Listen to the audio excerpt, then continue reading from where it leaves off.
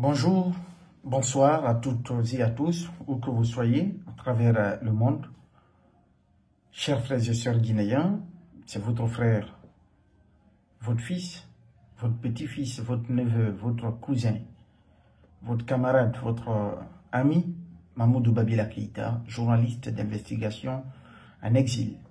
Aujourd'hui, je suis sur un terrain religieux pour m'adresser aux religieux guinéens, qu'ils soient imams, qu'ils soient prédicateurs, qu'ils soient islamologues, qu'ils soient califes, qui qu'ils soient, s'ils prêchent les paroles de l'islam, qu'ils sachent que ce message s'adresse à eux, en premier lieu, et en second lieu à toute la communauté musulmane de Guinée, donc toute la Oumma islamique africaine de Guinée, par rapport à une thématique, à un discours, à une situation qui devient un langage récurrent dans l'évolution socio-politique de notre pays, qui devient un discours dogmatique dans la vie des Guinéens. Je pense qu'il est temps aujourd'hui de porter le regard sur ce discours qu'on fait passer pour des enseignements divins sans pour autant expliciter, sans pour autant permettre à l'opinion publique ou en tout cas aux musulmans de comprendre la quintessence, de comprendre le bien fondé de cette législation divine, de bien cerner l'information qui est transmise à travers ces paroles du Saint-Coran. Vous n'êtes pas sans savoir que la majorité des Guinéens est musulmane. Vous entendez souvent, et depuis belle lurette, à chaque fois qu'il y a des situations politiques dans notre pays qui divisent les opinions, vous entendrez ce discours maquillé, ce discours détourné, ce discours sorti de son contexte, ce discours mal expliqué, ce discours mal exploité par les religieux, comme quoi c'est Dieu qui donne le pouvoir. Donc, quand Dieu donne le pouvoir à quelqu'un, ou en tout cas quand quelqu'un se retrouve au pouvoir, au sommet de l'État, quelle que soit la manière, quelle que soit sa façon de faire, quelles que soient les méthodes de sa gouvernance, qu'il faut l'accepter, que c'est un fait divin, c'est un principe divin, c'est un choix divin, c'est un destin imposé par le Dieu Tout-Puissant, et donc il faut se soumettre, il faut obéir, il faut obtempérer, il faut faire profil bas. Alors, je me suis permis de mener des recherches. Ça me fait plus de 2 semaines que je suis en train de travailler sur ce discours en lien avec les versets du Saint-Coran, en lien avec les hadiths, donc les recommandations de notre prophète bien-aimé, que la paix d'Allah et le salut soient sur lui, le champion du monothéisme pur, Mohammed ibn Abdullah, sallallahu alayhi wa sallam.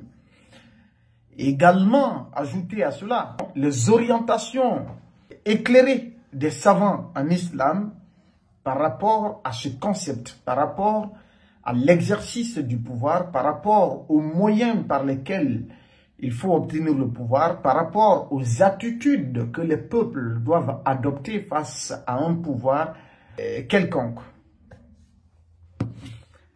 Le résultat de cette recherche, c'est ce que je vais vous mettre à disposition pour interpeller les religieux guinéens, pour justement peut-être rappeler certains d'entre eux à la raison, à la retenue, à l'ordre et au respect des principes sacro-saints de l'islam, et surtout à s'éloigner de toute modification, toute tentative de falsification tendancieuse, de falsification malhonnête des paroles du Tout-Puissant Allah. Le Coran et la justice dans l'autorité, dans un pays, dans un service, Partout en tout cas où le pouvoir, une portion de pouvoir est exercée par un individu ou un groupe d'individus et que ce pouvoir s'applique à un individu ou à des individus dans cette société, qu'est-ce qui est recommandé? Comment désigner les responsables censés nous diriger, censés diriger en tout cas notre destinée, censés nous représenter, censés incarner l'autorité publique? Comment devons-nous également se comporter face à ces gens-là, et une fois qu'ils ne sont pas en train de servir comme cela se doit, en termes de principe? Le Coran établit clairement, pour ceux qui ne le savent pas, que l'autorité est un dépôt de confiance, qu'on appelle amana, un dépôt de confiance, et qu'elle doit être confiée à ceux qui sont justes, compétents et qui craignent Dieu. Si je mens, je veux de ce religieux, de cet imam, de cet islamologue, de ce prêcheur, de ce prédicateur, me contredire là-dessus que le Coran enseigne que l'autorité est un dépôt de confiance, qu'on appelle amana, et qu'elle doit être confiée à ceux qui sont justes, qui sont compétents et qui craignent Allah. Avant de parler que c'est Dieu qui donne le pouvoir à qui il veut, dites d'abord que c'est Dieu qui donne la vie à toutes les créatures sur terre. Et pour que cette vie nous soit ôtée, il faudrait bien que ce soit par celui-là même qui nous a donné cette vie-là, ou que ce soit fait selon ses prescriptions divines. Donc, le pouvoir qui est donné par Dieu, c'est le pouvoir qui est obtenu selon les principes ou selon la législation divine. C'est que Dieu lui-même, il dit par rapport à l'octroi ou par rapport à l'obtention du pouvoir, n'importe quel pouvoir qui ne s'inscrit pas dans le cadre de cette législation sacrée, de cette législation de la divinité, ce pouvoir n'est pas un pouvoir divin. Le pouvoir, c'est à Dieu. La vie, c'est à qui? Vous êtes enclin à toujours véhiculer ce message. C'est Dieu qui donne, c'est Dieu qui donne, c'est Dieu qui donne. Maintenant, qu'est-ce qu'il y a sur terre que Dieu ne donne pas? La vie que vous avez, qui vous l'a donnée? Vous vous nourrissez, qui vous nourrit? Vous tombez malade, vous vous soignez. Qui est le médecin suprême là? Qui nous soigne? C'est pas Dieu qui donne la santé? C'est pas Dieu qui donne la richesse? C'est pas Dieu qui donne la pauvreté? C'est pas Dieu qui donne le malheur? C'est pas Dieu qui donne le bonheur? Et pourquoi être là toujours à dire c'est Dieu qui donne le pouvoir? Pourquoi concentrer l'essentiel de vos communications sur cet aspect-là? Parce que tout simplement, c'est un aspect politique. Parce que tout simplement, il y en a qui gagnent leur pain, qui gagnent leur intérêt à prêcher justement des paroles qui sont de nature à amener la population à se résigner face à l'injustice, face à l'imposture, face à la cruauté, face à la criminalité. C'est pas ce que Dieu nous dit, nulle part dans le Coran. Et aujourd'hui, nous allons le démontrer. Et je mettrai quiconque au défi, n'importe quelle religion, en tout cas sur la terre guinéenne, de dire le contraire de ce que je vais révéler ici. Il faut qu'on arrête un peu. Trop, c'est trop. Arrêtons de nous servir de l'analphabétisme des gens. Arrêtons d'abuser de la confiance des gens. Arrêtons de transformer l'islam pour votre cause personnelle, pour servir la cupidité. Arrêtez de vous servir de l'islam pour assouvir vos sales besognes. Ceux qui le font, bien entendu. Je ne dis le nom de personne. Ceux qui se prêtent à ces jeux-là, c'est à eux que je m'adresse. Allah nous commande de rendre les dépôts à leur ayant droit. Et que lorsque vous devez juger, qu'il faut juger les gens avec justice et non avec injustice. dans la sourate 4, verset 58. Et au suivant, dans la sourate 17, verset 33, Dieu nous dit également, ne tuez pas la vie qu'Allah a rendue sacrée, sauf en droit. Ce qui, selon les paroles divines, explique clairement que le meurtre injustifié est considéré comme un crime majeur en islam. Tuer quelqu'un sans que cela n'obéisse aux prescriptions divines, c'est un péché majeur en islam. Et celui-là qui tue injustement, qui ôte la vie à des individus innocents, qui massacre ses concitoyens, ses compatriotes dans l'exercice de leurs fonctions, pour s'emparer du pouvoir, celui-là qui tue des innocents pour disposer de l'autorité suprême de son pays. Cette autorité, ce pouvoir, est-il recommandé par Dieu? Dieu a-t-il autorisé dans le Coran de tuer pour accéder au pouvoir? Je cherche n'importe quel religieux guinéen, que quelqu'un me dise que Dieu a autorisé dans le Coran qu'il faut tuer des innocents pour s'emparer du pouvoir. Où cela est inscrit? Ça n'existe nulle part. Tuer des innocents pour être au pouvoir, c'est incompatible, c'est contraire à la législation divine. Alors quand Dieu dit que c'est lui qui donne le pouvoir, est-ce que c'est de ce pouvoir dont on parle? C'est-à-dire que celui-là qui a tué des innocents pour se retrouver au pouvoir, c'est de ce pouvoir dont on parle, ou le pouvoir qui est obtenu pacifiquement, légalement, dans les règles de l'art, selon la législation des pays? Lequel des deux pouvoirs est l'émanation divine? Lequel des deux pouvoirs est de la prescription divine? Lequel des deux pouvoirs respecte la législation divine? Et que c'est Dieu lui-même qui dit que le meurtre injustifié, c'est contraire à sa législation. Et pour appuyer ces paroles divines, je fais appel à des recommandations prophétiques, à des hadiths du prophète Mohammed, que la paix d'Allah et le salut soient sur lui. Sur le pouvoir et le sang versé. Le prophète Mohammed, que la paix d'Allah et le salut soient sur lui, a mis en garde et très fermement contre la recherche de pouvoir par ambition personnelle ou par violence. Celui qui recherche le pouvoir par ambition personnelle ou par violence. Il dit, nous ne confions pas une autorité à celui qui la demande ou qui en est avide. Nous ne confions pas une autorité à celui qui la demande ou qui en est avide. C'est un homme avide du pouvoir qu'il ne faut pas lui confier le pouvoir. Ce hadith est rapporté par Al-Bukhari et Muslim.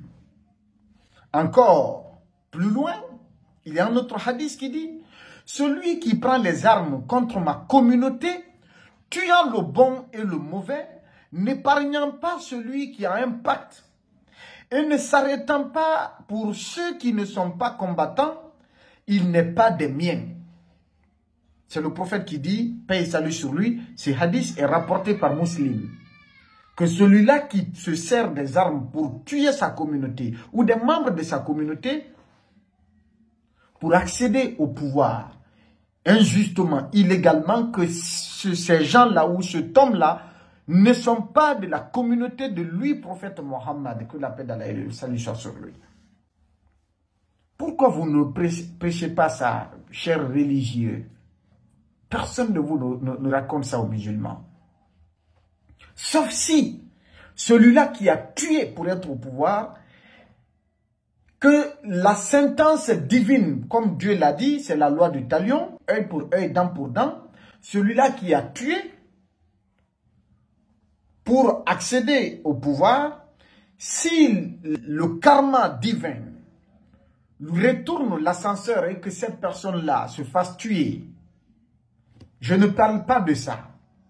Mais que quelqu'un se lève un beau matin pour tuer des individus et accéder au pouvoir, l'islam condamne cela. Pourquoi vous ne prêchez pas ça?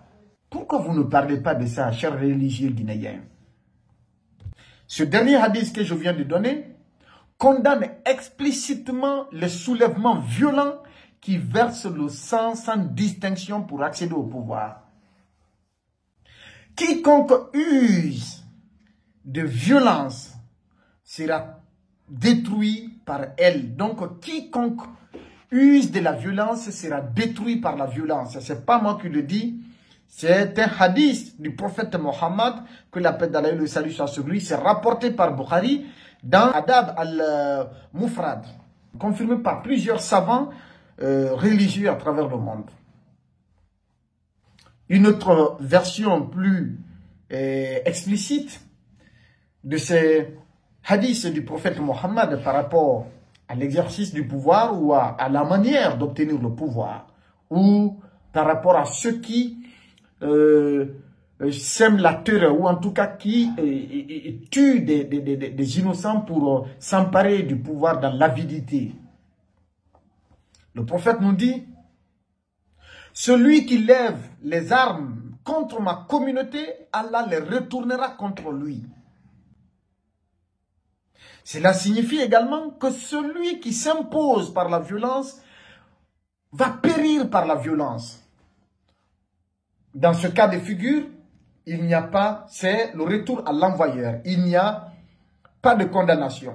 C'est-à-dire que celui-là qui règne par la violence, si cette personne périt également par la violence, ça, c'est sa récompense la plus méritée que la personne a eue, selon les hadiths du prophète. Mais il ne faut jamais être le précurseur du mal.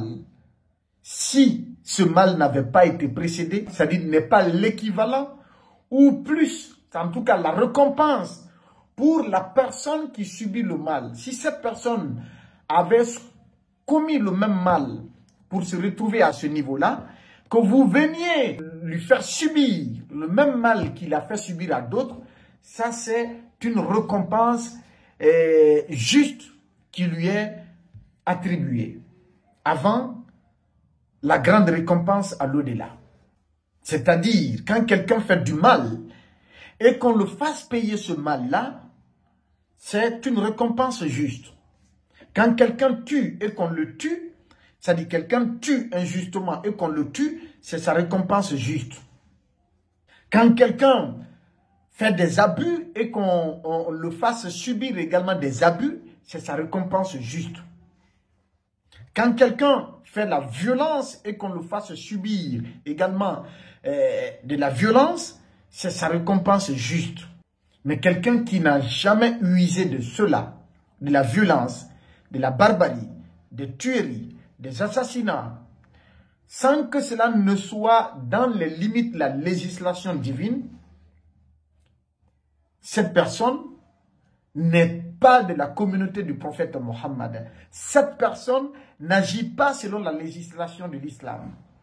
Eh bien, pourquoi voudrait-on imposer à la communauté musulmane le respect des autorités qui ne sont pas en droite ligne avec la législation divine, avec les recommandations prophétiques au nom de l'islam? C'est-à-dire se servir de l'islam pour emmener la communauté musulmane à accepter un mal qui ne s'inscrit pas dans les recommandations de l'islam. Un mal qui viole d'amont en aval toutes les prescriptions religieuses. Pourquoi? Pourquoi voudrait-on faire cela?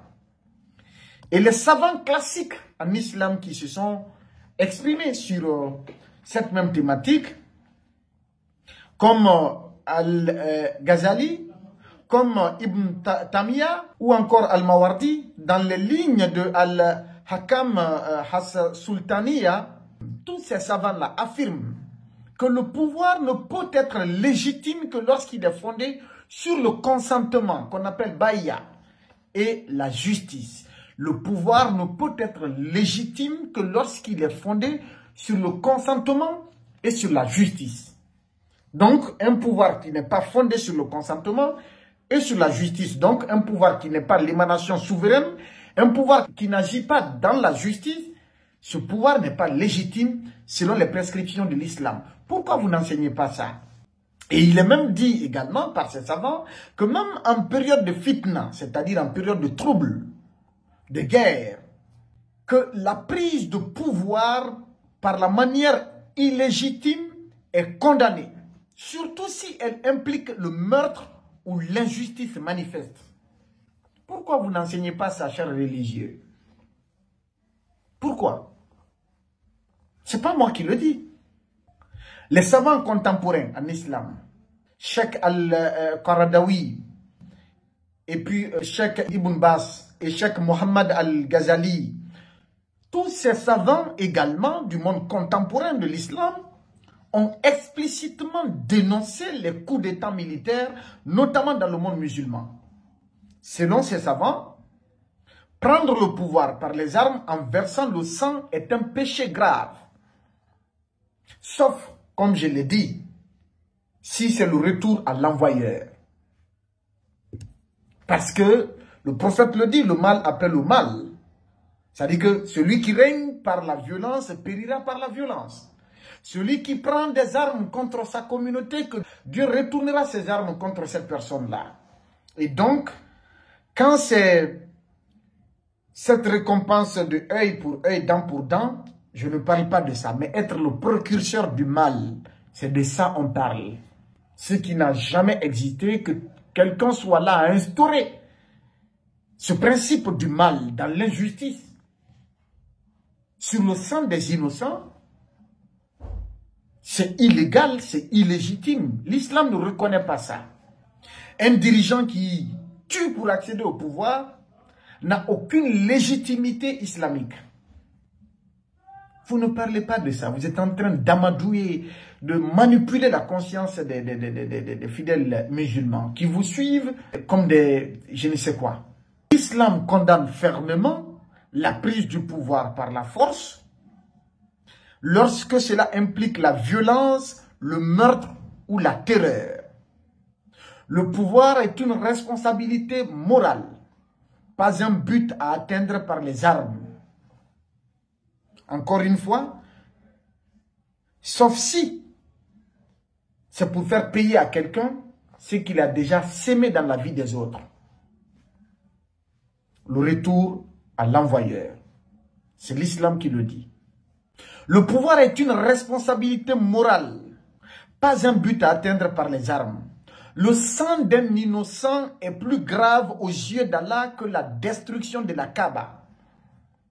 Verser le sang d'un innocent est plus grave pour Allah que la destruction de la Kaaba. Ce sont les hadiths qui le disent, c'est pas moi. Que dire alors d'un pouvoir bâti sur des massacres, un pouvoir qui règne par des tueries, un pouvoir qui règne par la criminalité, un pouvoir qui règne par des assassinats, qui règne dans l'injustice, dans la violence, dans le mensonge. Que dire donc d'un tel pouvoir? Ceux-là qui oppriment ou qui gouvernent par l'injustice, selon l'islam, subissent tôt ou tard le retour de bâton. Je me répète, ceux-là qui oppriment ou qui gouvernent par l'injustice subissent tôt ou tard le retour du bâton. Allah le promet, c'est pas moi qui le dis, c'est Allah, le Seigneur des cieux, le propriétaire de l'univers. C'est lui qui le promet que le mal revient toujours à celui qui le fait. Le mal revient à celui-là qui fait le mal.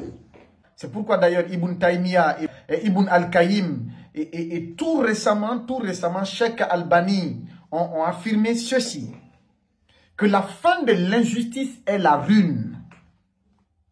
La fin de l'injustice, c'est la ruine. Et celui qui utilise la force sans droit ne récoltera que la chute. Celui qui utilise la force sans droit ne récoltera que la chute. Ce n'est pas moi qui le dis, ce sont les savants en islam. Et vous ne parlez pas de ça. Vous ne parlez pas de ce que l'islam enseigne par rapport à l'injustice. Vous ne parlez pas de ça. Allah est juste. Allah est sage.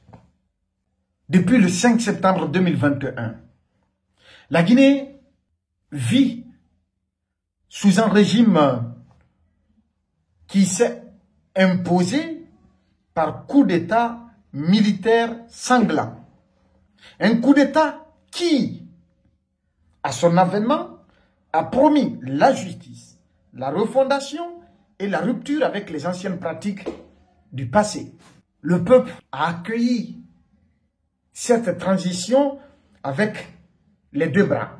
Mais maintenant, cela fait 4 ans que des citoyens sont tués pendant les manifestations, en dehors des manifestations. D'autres ont été kidnappés et portés disparus sans être présentés devant une juridiction, en violation flagrante de toutes les lois en vigueur en République de Guinée. Certains sont morts en détention. L'islam n'a jamais enseigné cela. La violence d'État a remplacé la voie du dialogue. Et les promesses se sont évaporées dans l'opacité et dans l'arrogance hors du commun. Qu'est-ce que le Coran dit face à une telle gouvernance? Chers religieux guinéens, qu'est-ce que le Coran dit par rapport à une telle gouvernance? Qu'est-ce que Dieu dit aux chefs qui tuent, aux chefs qui oppriment, aux chefs qui mentent, aux chefs qui s'agrippent au pouvoir au détriment de la justice et de la vie humaine? Qu'est-ce que Dieu dit à ce propos, à ce sujet? Qu'est-ce que Dieu dit? Pourquoi vous ne racontez pas ça?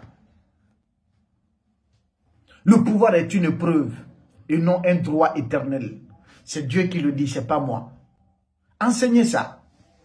Dans la sourate 3, Al-Imran, verset 26. Tu donnes le pouvoir à qui tu veux, tu en dépouilles qui tu veux. C'est ce passage-là que vous êtes en train de mal enseigner. Dieu donne le pouvoir à qui il veut et il dépouille cette personne de ce pouvoir-là quand il veut. Mais ce n'est pas par les armes. Dieu parle de l'octroi du pouvoir par la manière que lui, il a recommandé.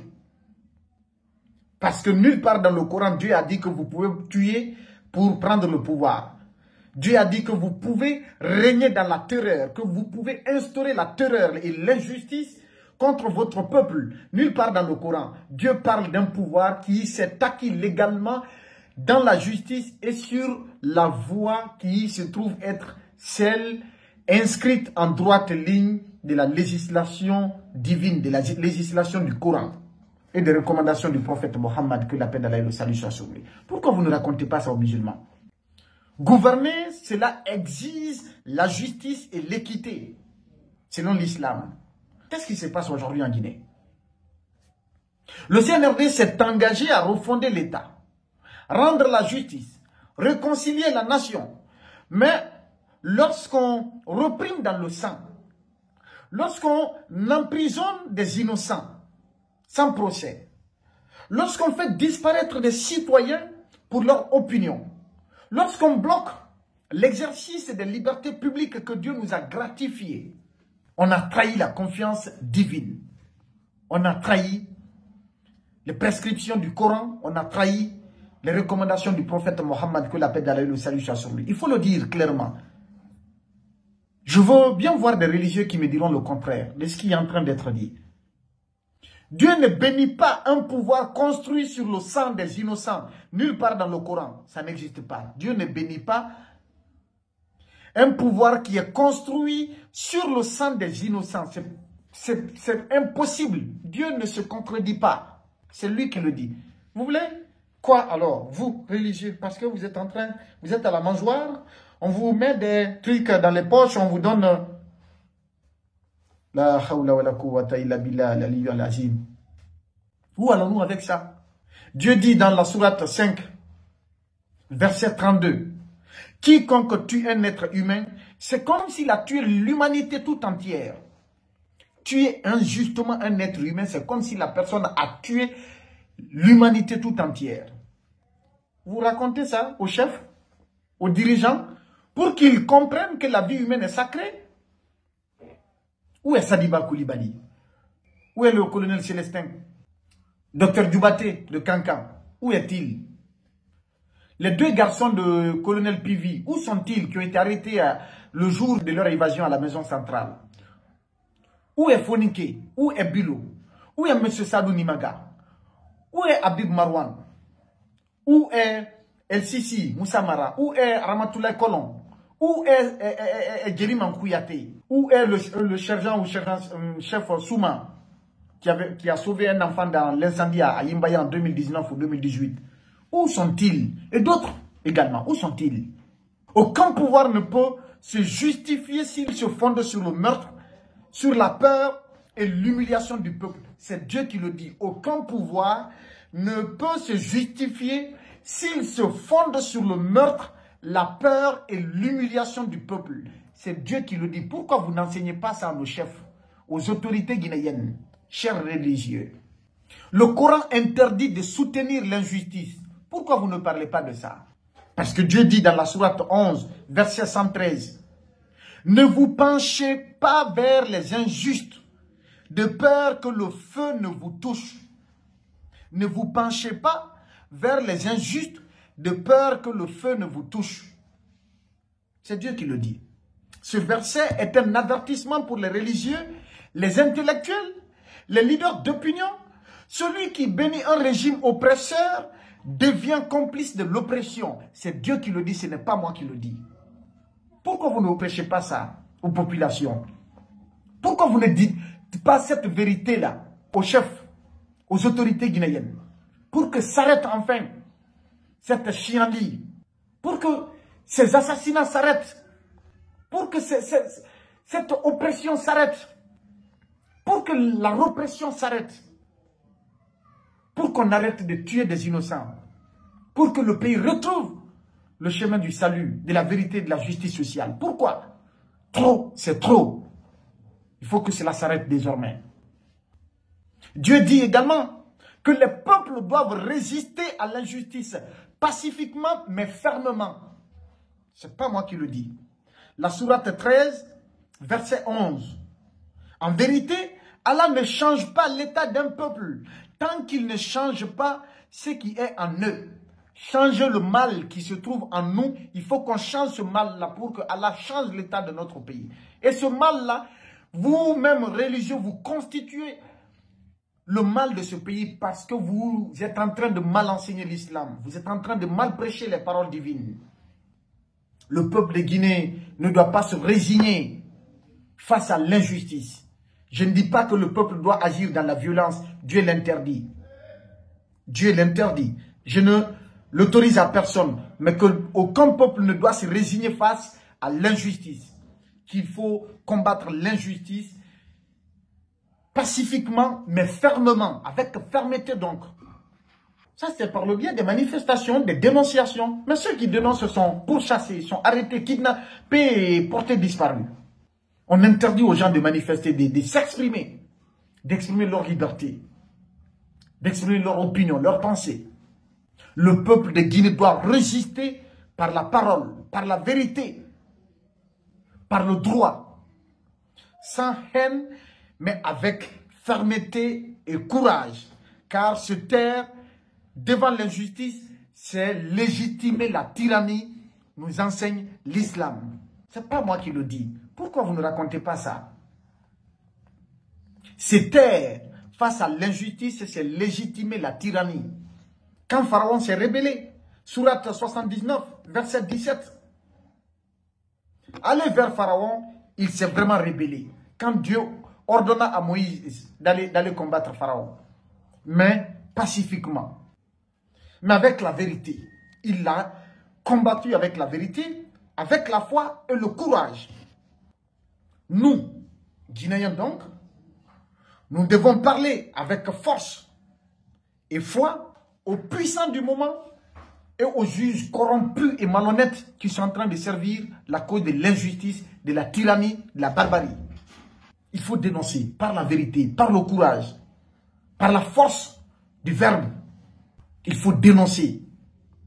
Il faut se dissocier du mal, de l'injustice. Le pouvoir n'excuse pas l'injustice. Le silence ne protège pas l'âme des vies humaines également. Non. Le silence ne protège pas l'âme humaine. Il faut parler pour la protection de l'âme humaine, pour la protection de la justice. Il faut dénoncer. Il faut agir avec courage et fermeté pour dire trop, c'est trop. C'est injuste, c'est illégal. Vous le savez, vous religieux. Crime majeur, tuer des innocents, c'est un crime majeur. Sourate 5, verset 32, vous le savez. Reprimé par la violence et condamné par la sourate 28, verset 4. Mentir au peuple est interdit par la sourate 2, verset 10.